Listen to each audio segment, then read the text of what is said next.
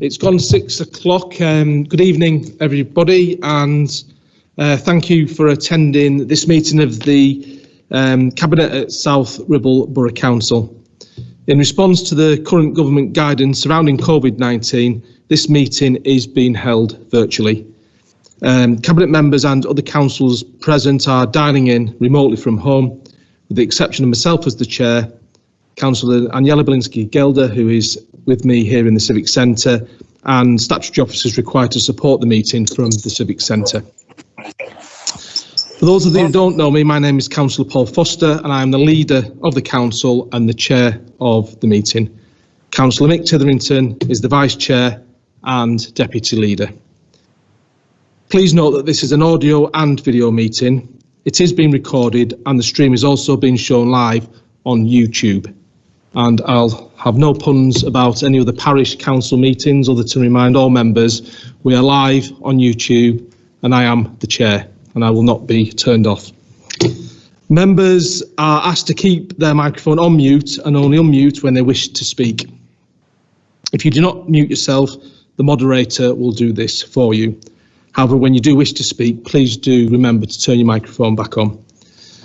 Reports will be presented tonight by the relevant portfolio holder, after which I will bring the item into Cabinet. If any member of the Cabinet wishes to speak on a report, you should unmute your microphone. Please say your name, and then if you wish to speak after that at another point, please do use raise your hand function on the Microsoft Teams software. After Cabinet has considered the reports, I'll invite comments from other councillor members not on Cabinet. If the technology fails for any member on Cabinet, then I'll adjourn the meeting for a few minutes to try and resolve the matter. If that's not possible, we may have to consider a new date and time of the meeting and reorganise it. Could I now ask, please, all Cabinet members to confirm that they can be seen and heard? Councillor Mick Titherington.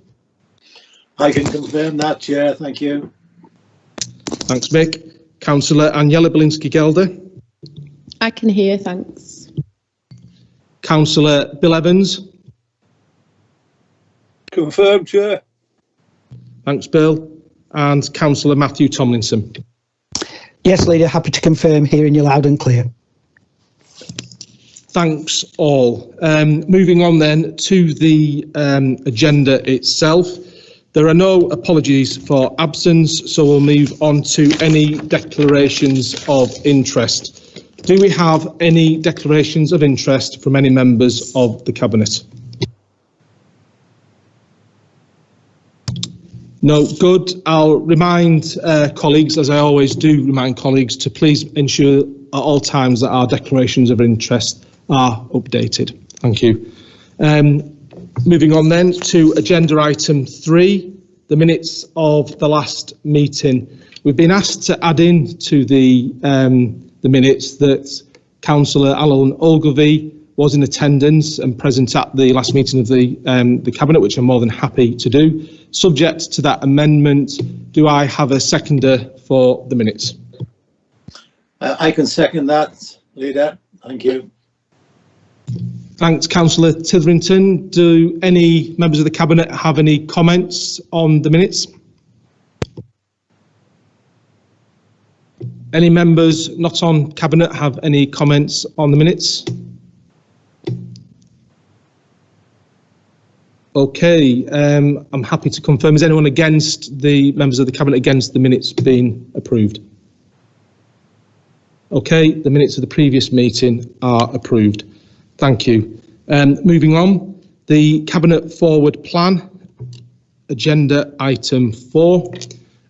We've just been discussing the Cabinet Forward Plan with the officers prior to the meeting.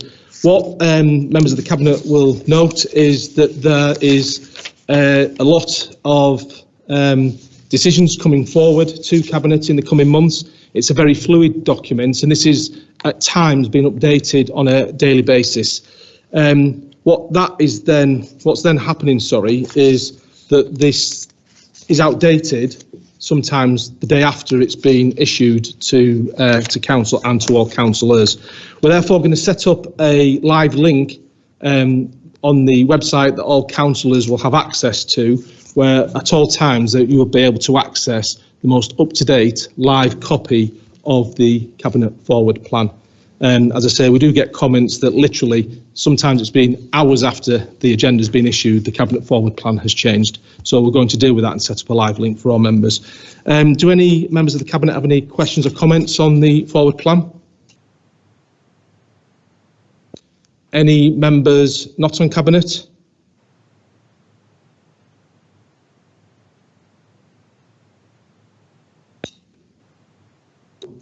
Councillor Michael Green. Thanks, Chairman.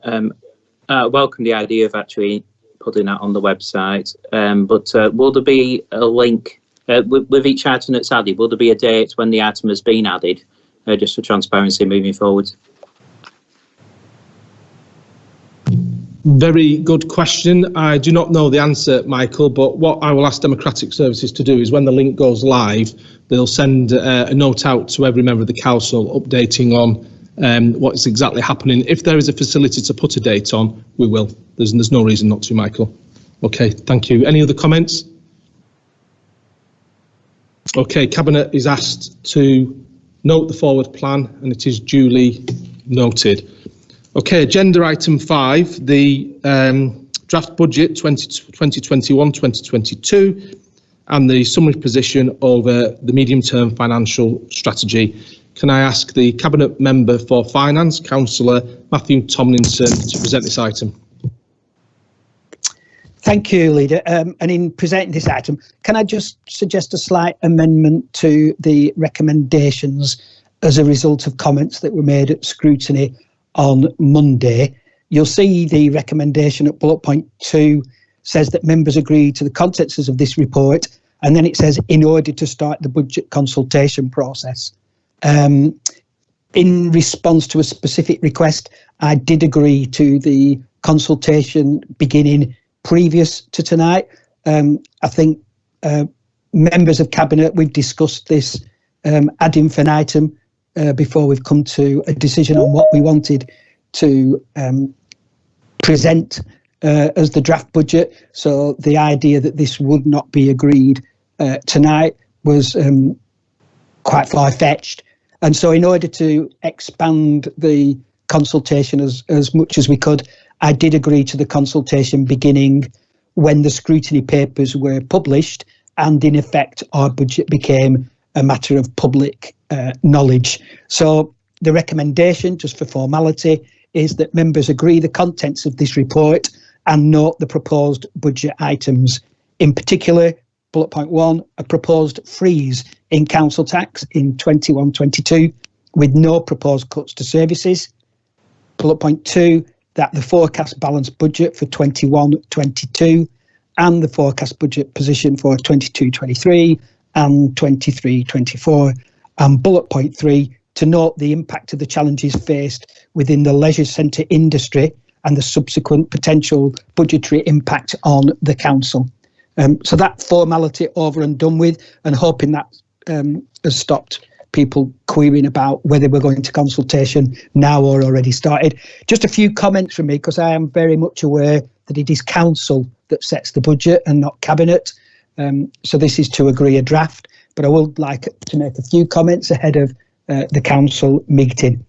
No one would disagree. I think that this has been an extraordinary year for everyone, including local government. And it's traditional for the finance portfolio holder to pay tribute to the finance staff who have helped in drawing up the budget. I'd like to take this opportunity to pay tribute to all our staff who've worked so hard this year and have been flexible and responsive to the need of our residents. And I hope all members will agree they've done an amazing job. I think it's looking very likely that at the end of this year we'll be around or on budget. So we've had financially at least a year that has gone as well as we could have expected. If we look at next year's budget, because of changes to the business rates income that we weren't necessarily projecting to get, we are now projecting a surplus for 1 year and 1 year only. That's next year. And so that is why after much debate, the Cabinet have decided to recommend to Council a freeze in council tax. In our pre-election manifesto, just about this time 2 years ago, we promised to minimise the burden on our residents of council tax and the charges that we make. People will remember at last year's budget, we increased the council tax by 1.99%, which at the time was less than the rate of inflation, and we reduced the brown bin collection charge by £5, meaning that around 40,000 of our residents ended up paying South Ribble Borough Council less in the current year than they did the year before. This year, inflation is less than 1%, and it has been an incredibly trying time for many of our residents, and will continue to do so. Having had a look at next year's budget, therefore, the Cabinet have decided that certainly for 1 year at least, the council can afford not to put up the council tax. It would be wrong of me at this moment not to recognise, having said how well our staff have done, but to reflect on the fact that it is a district council, the tier of local government that is arguably closest to residents and has the best ability to react to their needs, that has really stepped forward at this time. And if ever there was an argument for the retention of district councils, it's our reaction to the COVID-19 pandemic. I do want to flag up a couple of severe challenges that are in the medium term for this council, and it'd be wrong of me not to do so. The whole business rates environment has been subject to potential change for a number of years now without that change actually happening. And to be frank, we're in the hands of national government on this, and there is no way of knowing what the future regime for the collection and redistribution of business rates will look like. I did make the point at scrutiny, and I will make it again here, and probably repeat it for the third time at full council. We have 2 MPs in South Ribble who are in the government. They may not be part of the executive, but they're certainly part of the party that runs the government, and it will be the government who decides the future of business rates. So a genuine plea for any members of the Conservative group who have channels of communication with our 2 MPs to speak up on behalf of district councils when the business rates review and the fair funding review finally do go ahead. I don't think we've ever included whilst we've mentioned the threat of a business rates review in previous budgets, we've never actually included the potential threat in the medium-term financial strategy, and this time we are doing. So that is why from in 2 years' time, it shows us with a significant deficit on the revenue budget, because if the worst comes to the worst, we will have a significant amount of money less coming in through business rates. Members will be aware that the previous administration and then us since have put a significant amount of money into something called a business rates reserve, and that currently stands at just over £3 million. So we're projecting that if the worst comes to the worst, that reserve would allow us to level off the effects over a 2 or 3 year period. So it is a challenge. It is there.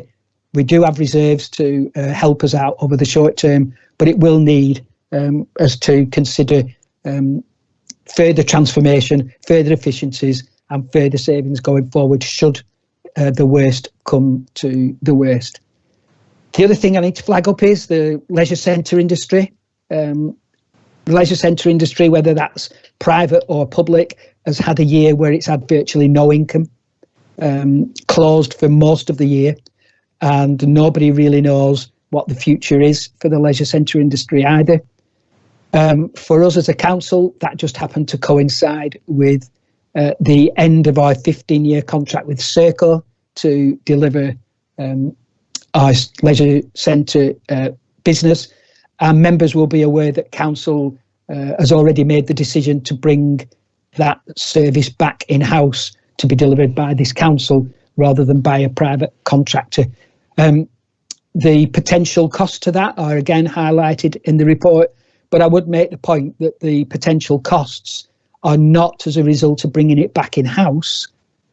They are a result of the effects of COVID-19 on the leisure centre industry. Again, this council has reserves in stock to smooth that transition out, and they again are alluded to in the report. In the capital programme, I'm really pleased to see that there are projects being added into the capital programme that weren't there before.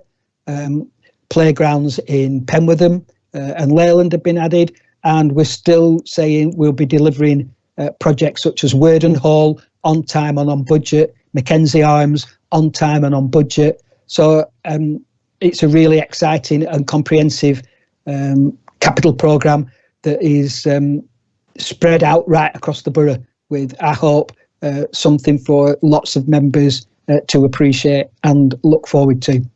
As I said, it's not for us tonight to decide the budget, it's for full council. So I don't really want to go on much further, other than to say I commend the report to Cabinet and look forward to debating it in full at the full council meeting in 2 weeks' time. With that, I'll hand back to you, Leader.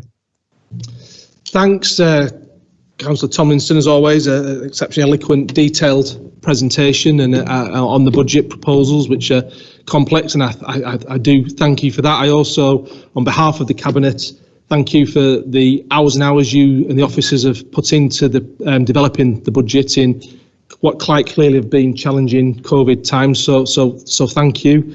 It's an exciting budget. It really is an exciting budget, and it's really pleasing to see so many schemes and projects and initiatives being brought forward, new ones being brought forward, in spite of the fact that we are in the midst of a pandemic, and Matthew and all the members of the Cabinet deserve great credit for that. So on behalf of the Council, thank you.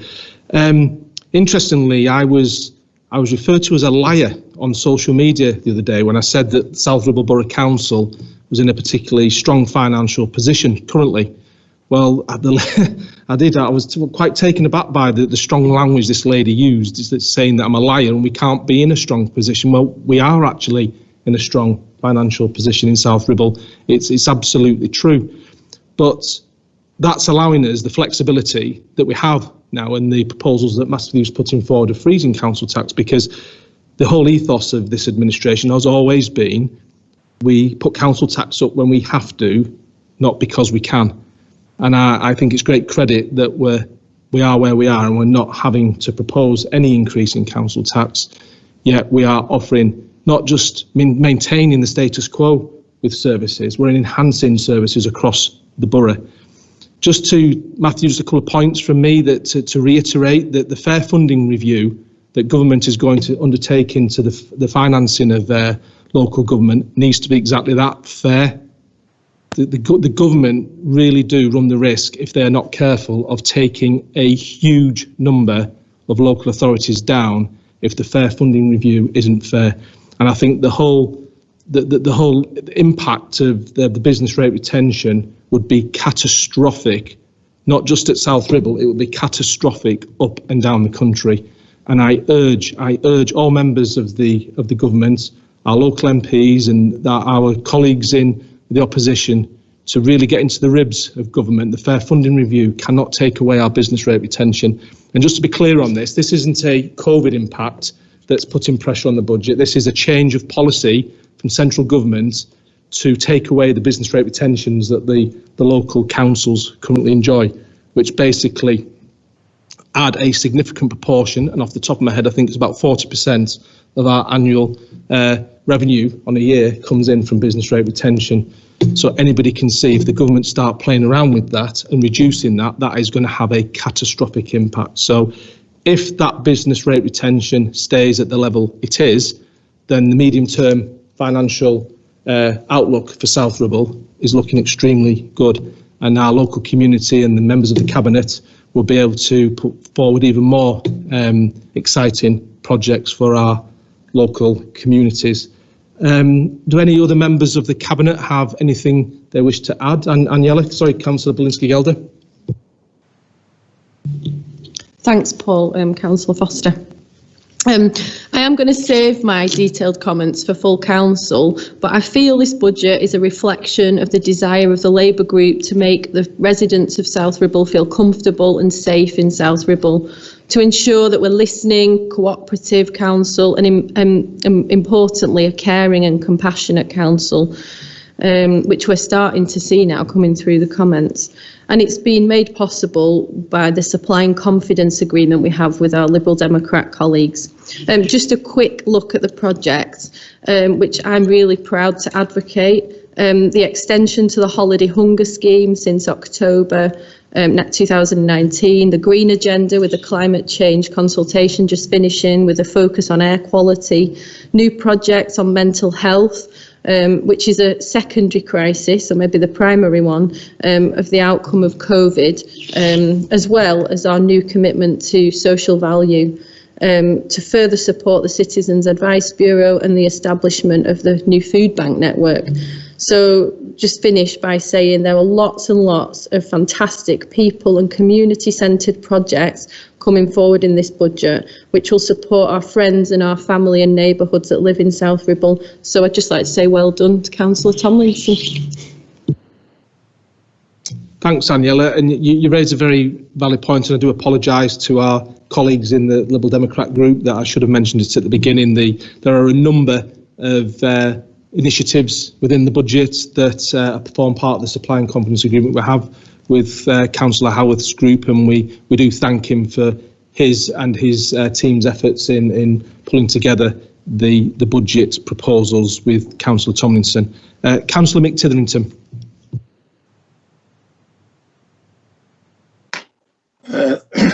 Thank you, Leader. I just want to sort of add my congratulations, really, and thanks to the portfolio holder and the staff who've contributed to putting this together. The uncertainty that is around at the moment has been identified by yourself and by Councillor Tomlinson, but I think that what he's been able to achieve with this budget is to sort of have that balance between prudence, practicality and progress, really, towards delivering the corporate plan, delivering our corporate plan. So I don't think there's anything more to say but to endorse the report and for us to take it to council, because it is exciting, and I'm sure that the residents of South Ribble will be pleased that we have recognised the financial plight that they are in as a result of the pandemic, and that because of that and because of the prudence that I've referred to, we've been able to sort of put forward a zero increase in council tax. So congratulations to the portfolio holder, Councillor Tomlinson, and congratulations to the staff for putting this together. It's a pleasing budget, and I'm sure it'll be well received by council. Thank you. Thanks, Mick. Any other members of Cabinet wish to add anything? Darren, no.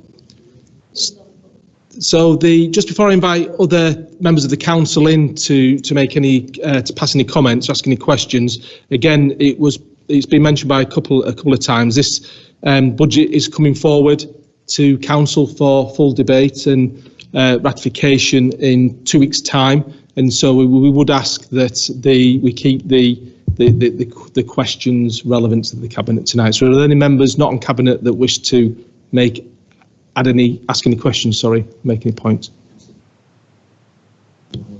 So Councillor Karen Walton. Thank you, Chair. Thank you, Councillor Tomlinson, for your speech tonight. And I have a question concerning the business rates, item number 7. How certain are you that the Lancashire Business Rates Pool will continue for 2021-22? And is this assumption shared by the other members of the pool?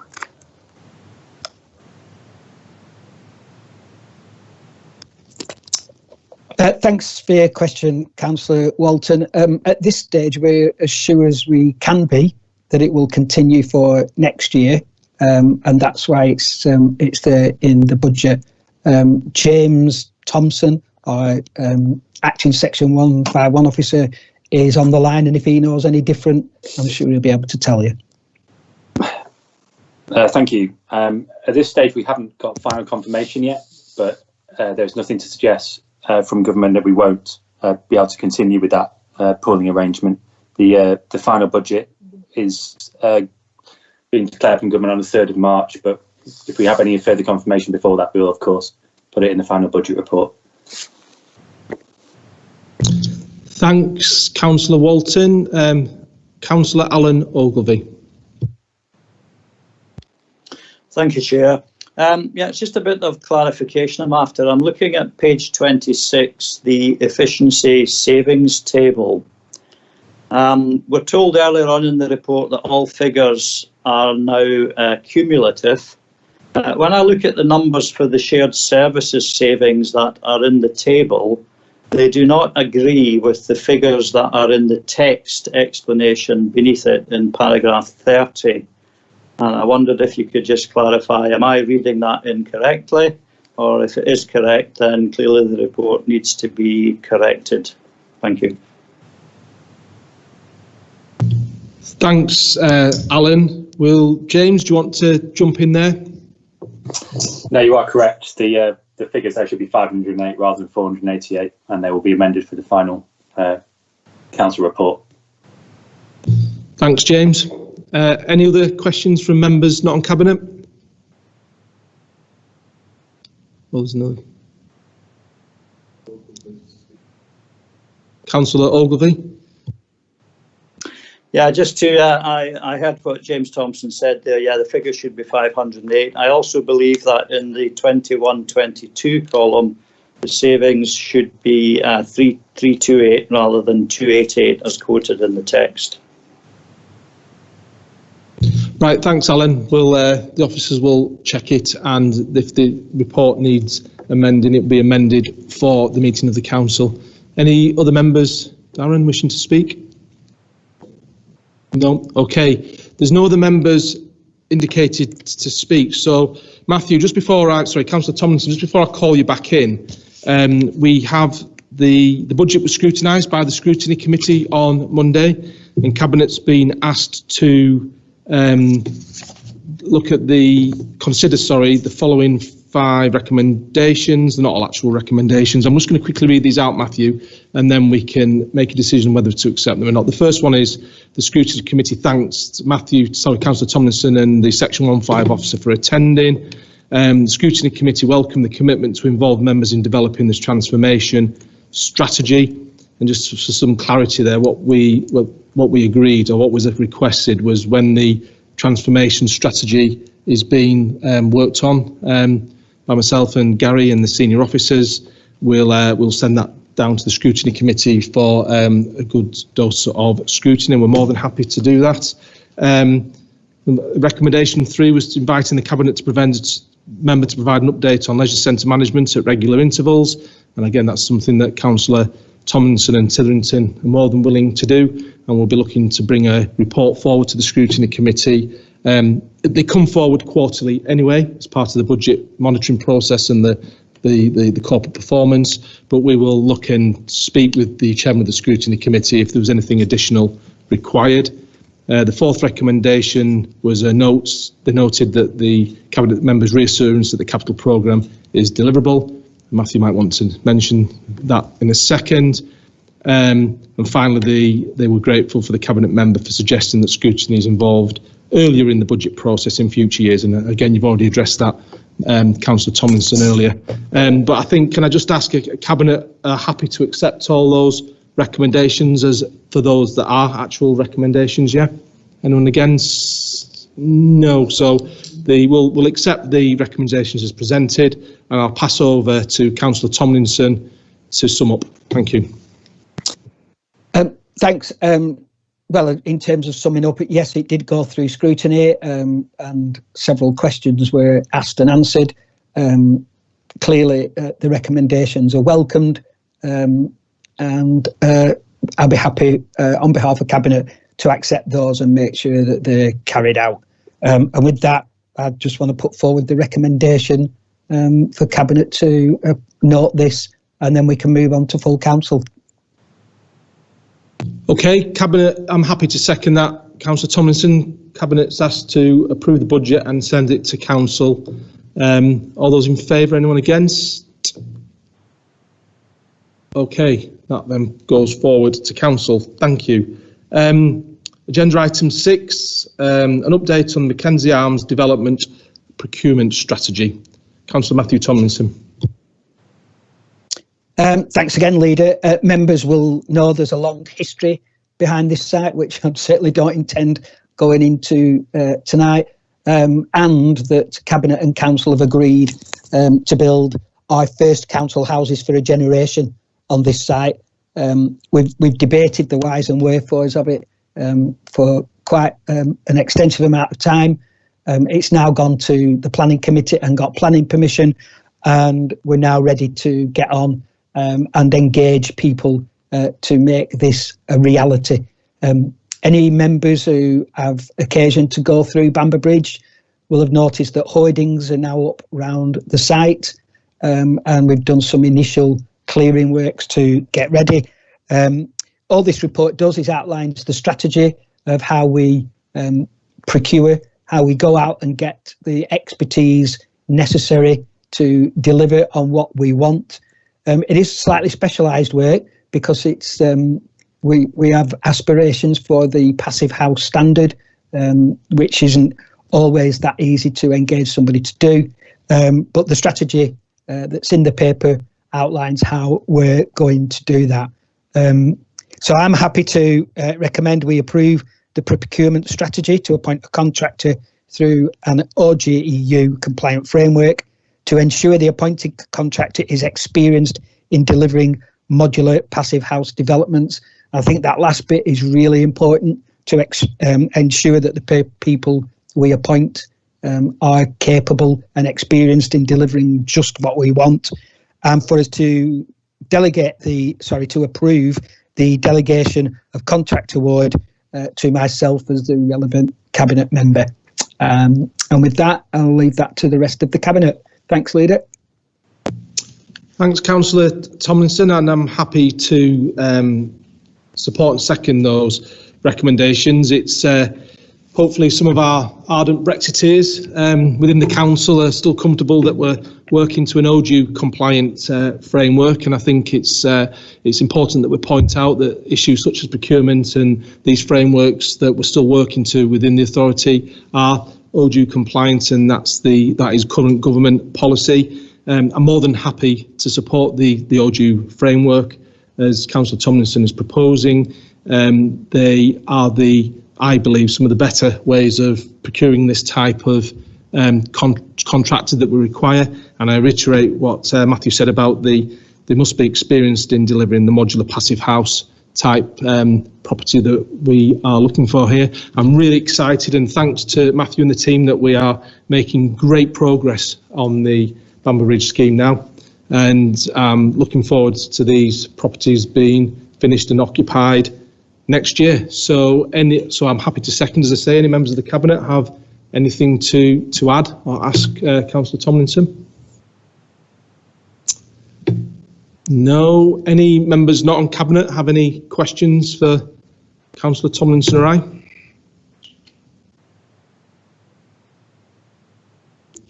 Councillor Alan Ogilvie. Thank you, Chair. I'm looking at the table on page 49 where the recommendation for a design and build contract is flagged up. I don't have any particular problems with the recommendation of going design and build. However, the table underneath gives me a little bit of concern. Under advantages of going design and build, it says cost and time certainty.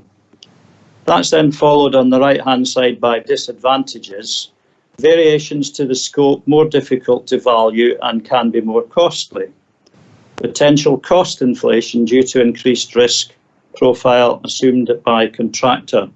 So that seems a bit contradictory to me, that you can say that you've got cost and time certainty by going design and build. Additional to that, if we look at the risk register on the following pages, 8 out of the 11 quoted risks are all rated as high impact. Now, really those risks, if we're going to look at this and make an informed decision, there should be some indication of the cost impact of those risks should they impact the scheme. And on the back of that, I'm just wondering, does the Cabinet member still have confidence that he will be able to remain within the allocated budget for this programme? Thank you. Matthew, do you want me to answer the question about design and build? It's Councillor Ogilvie, it's, as with all things, it's slightly subjective, but with a design and build type contract, you do get cost and time certainty because that is built into the contract. The disadvantage is if we decide as a client to change the specification at a late date, it can be more costly. So the golden rule with a design and build type contract is clearly that you do all the pre-work up front and get the design and the specification and the scope of works to a point that you won't need to make any last minute late amendments. And it's a classical failing in local governments, if you like, and in contract delivery across the board, where you enter in to a design and build contract and then start issuing late instructions.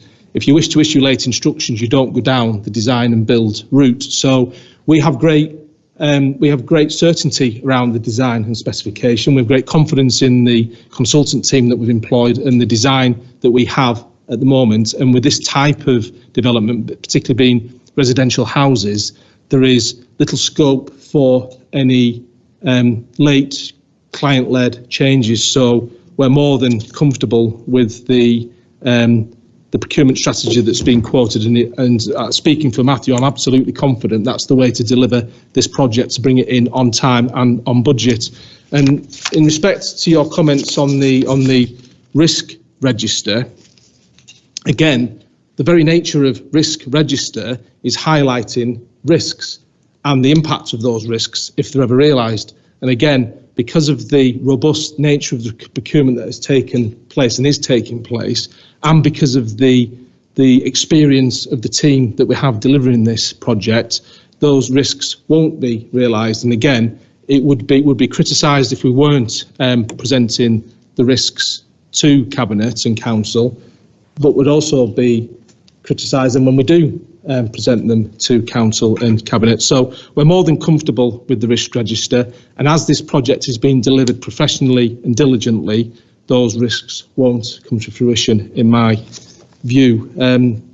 Councillor Tomlinson, have you anything to add to that? I don't think so, Leader. No, I think you've answered all 3 questions that came forward. Thank you. Thanks, Matt. Councillor Colin Clark?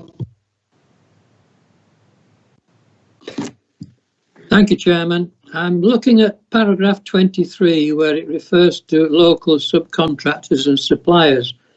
I envisage that this particular project would be work for local contractors, but down the bottom it says that local is defined within 37-mile radius of the site. Now that will include the whole of Lancashire, Merseyside, Greater Manchester and Cheshire. I consider that to be regional. Could the Cabinet member tell me what the basis for 37 miles was and who and when that was decided upon, which was local? Thank you. Thanks, Colin, for your question. If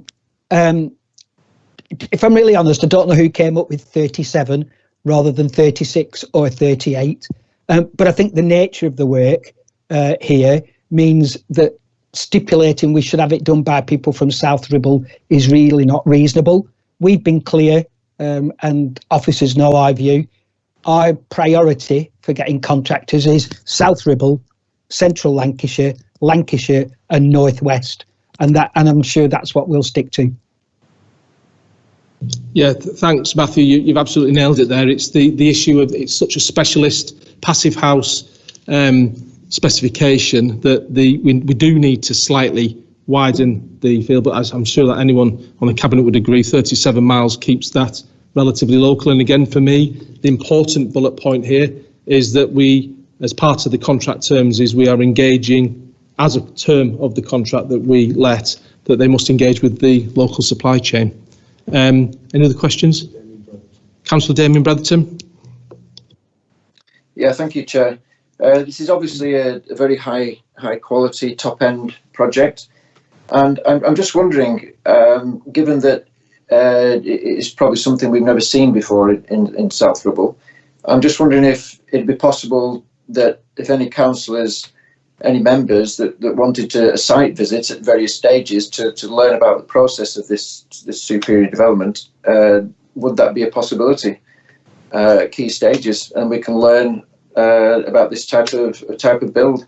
That was the first question. The second one, having recently attended a social value training, I'm just wondering what percentage of the contract will be allocated to social value. And they're my two questions. Thank you. Thanks for those.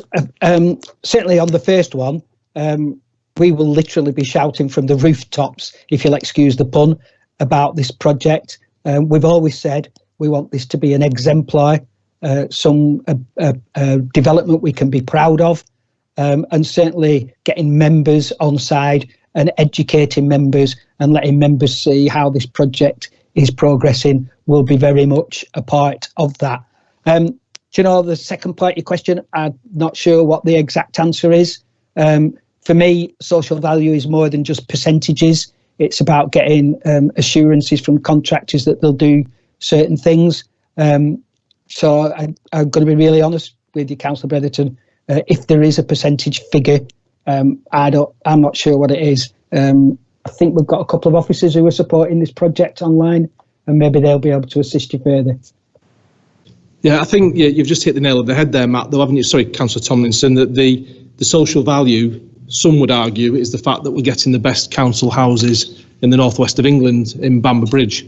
And there's you can't measure the value that brings to our local community. And we're also, the social value policy, Councillor Belinsky-Gelder and the team are still developing that through the authority, and it's going to be presented to Cabinet in the coming months. So I say the very fact that we're building these is social value. Any other points? Councillor Karen Walton. Thank you, Chair.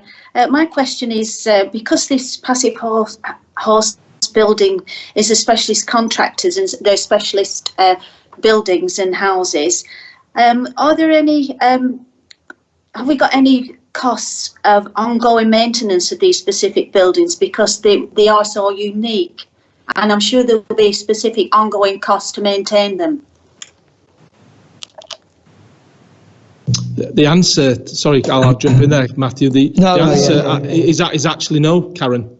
It's the very nature of the built in such a way that maintenance is reduced, and the built in such a way that the utility costs are reduced.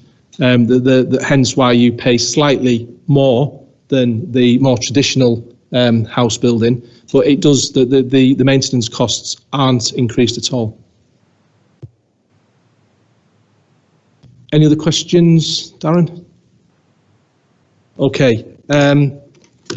Matthew, can you just, sorry, Councillor Tomlinson, can you just confirm the recommendations, please? Yeah, the recommendations at the beginning of the report, that Cabinet approves the procurement strategy to appoint a contractor through however you pronounced it. I always say the four letters, OJEU compliant framework, to ensure the appointed contractor is experienced in delivering modular passive house developments. And recommendation 2, that Cabinet approve the delegation of contract award to the Cabinet member for finance, property and assets. I'm happy to move that. Okay, thank you. I've already seconded that. All members of the Cabinet for? Anyone against? Okay, that's passed. Excellent. Thank you. moving swiftly on. Just bear with me a second. Agenda item 7, the provision of a loan and grant to facilitate a works project to the Hoole Village Memorial Hall. And not for the first time tonight, Councillor Matthew Tomlinson.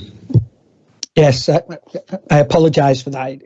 It does seem to be my show. This project actually, or the funding of this project, was actually agreed at the budget meeting last year. So it's been approved by council for almost 12 months now. There have been several delays. COVID-19 undoubtedly delayed some of it. There were some issues with the land registry, who are horrendously behind with all of their works nationally.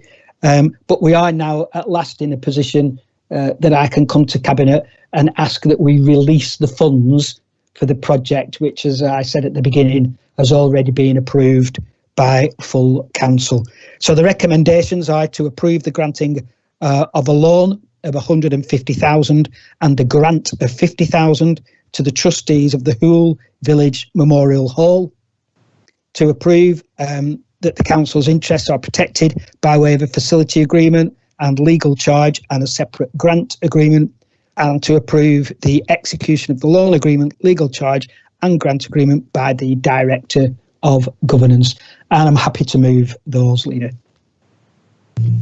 Thanks, Matthew. As you say, this has been through Cabinet a couple of times. It was approved as part of the current budget as well. So I'm more than happy to second the proposals. Does any member of Cabinet have any points to raise or questions to ask?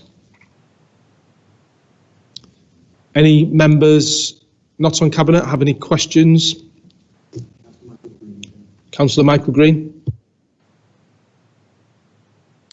Thanks, Chairman. Can I thank Councillor Tomlinson for his report? And as Councillor Tomlinson referred to, this has been going through the council for some time. We approved it at Budget Council 12 months ago, and I think the previous administration have been working on this prior to that. So I support this in principle. Just one query, if I may, with regard to the £150,000 loan from the council, what is the rate of interest which has been agreed on that, please? I don't think that's something we can share, or I wouldn't be happy to share that in the public domain, but we'll send that to you again, Councillor Green, privately. I would make a couple of points that I'm not too certain I agree with your comments that the previous administration was dealing with this for a number of years, but we'll leave that there. And I'm keen to see Hoole Village Memorial Hall get this money as quickly as possible now as well. Any other questions from members not on Cabinet? Councillor Colin Clark. Thank you, Chair, but I'm not on Cabinet, by the way. I said not on Cabinet, didn't I? Okay. Can I say I'm pleased to see this coming forward now, and Councillor Green is right that we did consider this during the last administration period. I'm very pleased because I've taken part in many fundraising events to get this new village hall in place.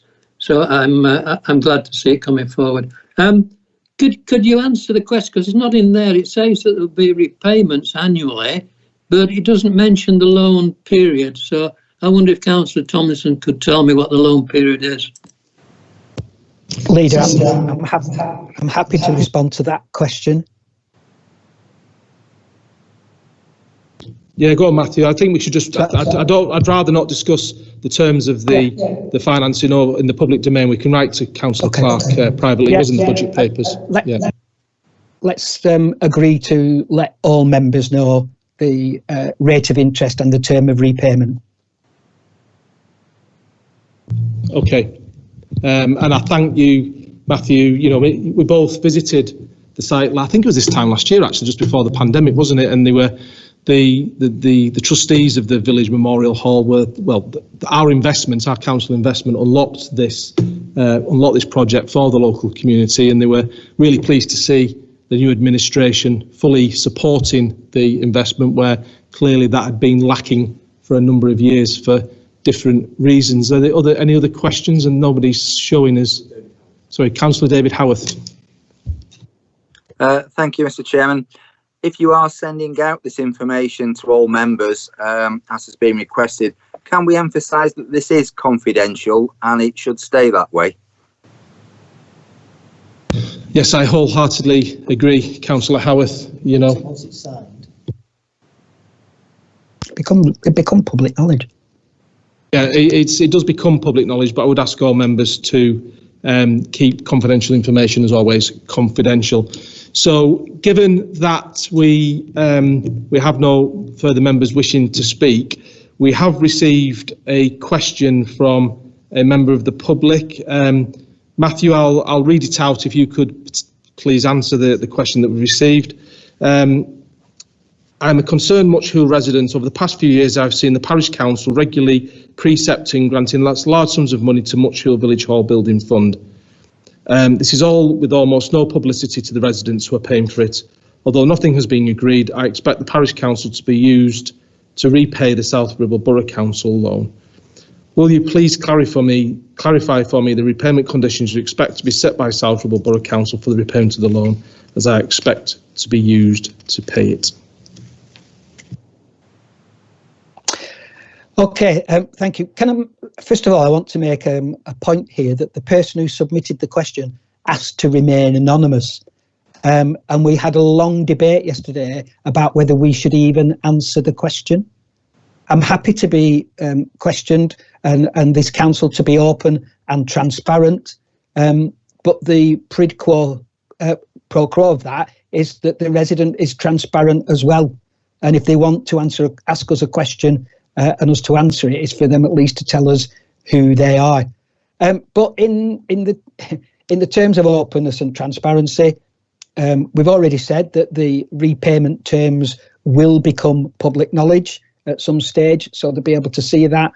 And the question about what the parish council has and hasn't done in the past and may or may not do in the future is for the parish council and the residents of Much Hoole, really.